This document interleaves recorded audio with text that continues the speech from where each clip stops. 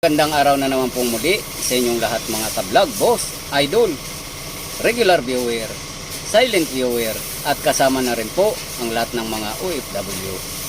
Ang gagawin ko naman po ngayon ay magtatanggal po ako ng wiper motor. So nag-shortage po yung wiper motor, so kailangan ko pong baklasin para malaman ko po kung ano yung dahilan na bakit laging napuputol po yung fuse. So dinayagnos ko na po to. Sa tuwing switch on ko po itong wiper switch ay napuputol po yung fuse. At kapag tinanggal ko naman yung connection ay hindi po siya napuputol. So ibig sabihin nandun po sa wiper motor mismo yung problema. Wala na po sa wiring.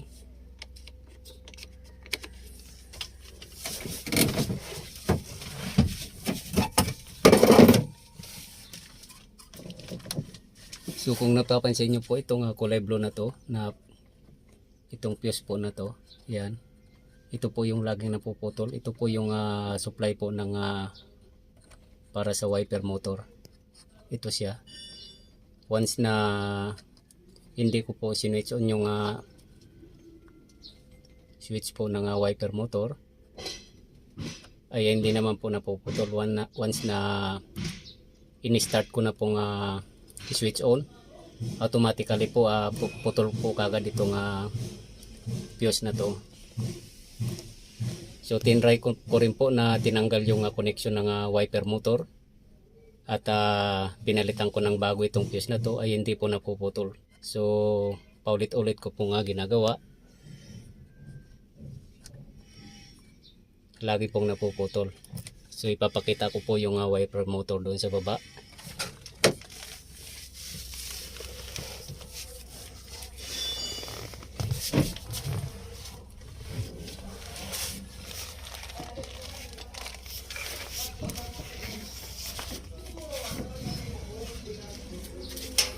Bali itong dump truck po na to ay 371.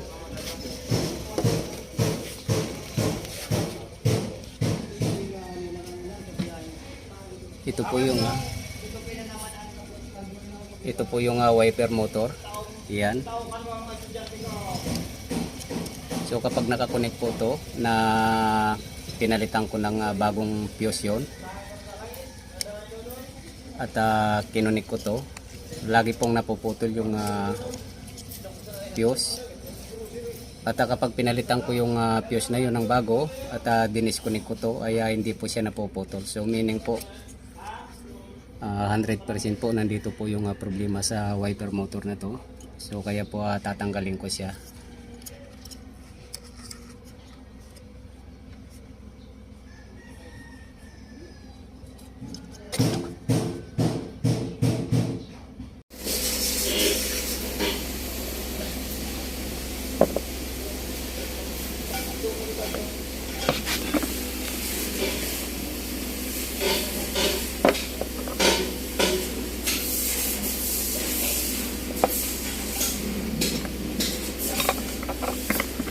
So ito na po yung naging dahilan ng laging napuputol yung fuse. So sunog na po yung winding nya. Ayan. Kung napapansin nyo po ay natusta na po at nangangamoy sunog na. So yan po yung naging dahilan na laging napuputol yung fuse.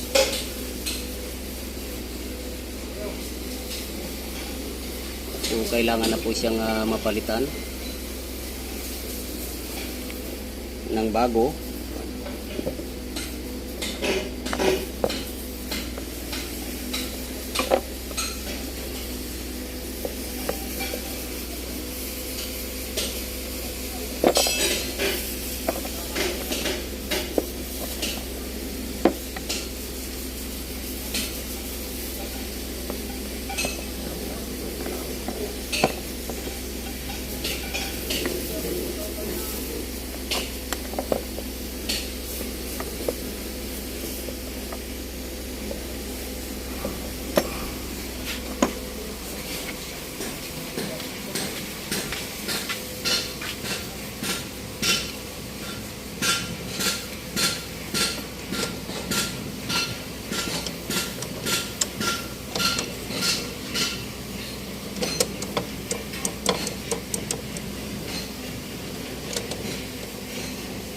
So itong mga linkage po na to ay kailangan din kasi nga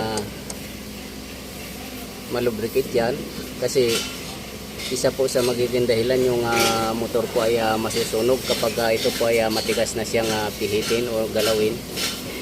So kailangan din pong malubricate to.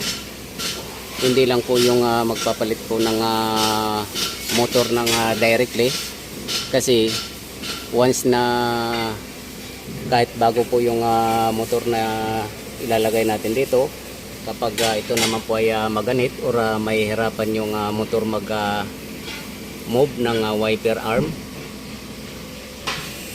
so pwedeng masusunog din po kagad yung wiper motor. So yan po yung pinapakita ko pag minsan yung mga linkage po ay nilolubricate ko. So yan po na kailangan ay malubricate po siya ng grasa or pupugsitan siya ng langis.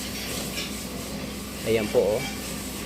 Kung nakikita nyo po ay medyo maitim siya. So ibig sabihin po ay may kalawang siya. Ibig sabihin wala na pong langis yan. Kailangan po kasi ay namamasayan at hindi po nagiging brownish. So yan din po, brownish din po, ibig sabihin kailangan po niya ng lubrication. So indikasyon po yan. Yan. So order po ako ng wiper motor at saka yung mga linkage po na yan ay kailangan ko rin pong ilubricate yan para sigurado pong hindi masisira yung panibagong wiper motor.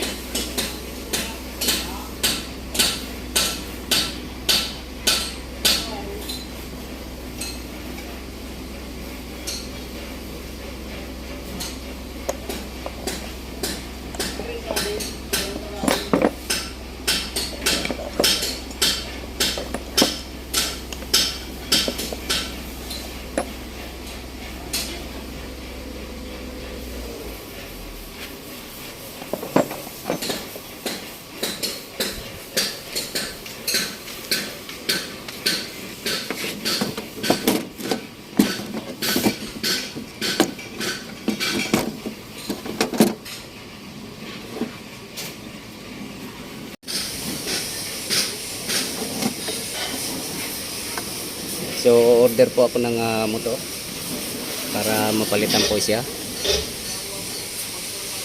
At hanggang dito na lang po muna ang video kong ito. Please like, subscribe na lang po and hit notification bell para sa susunod na mga video. God bless all po.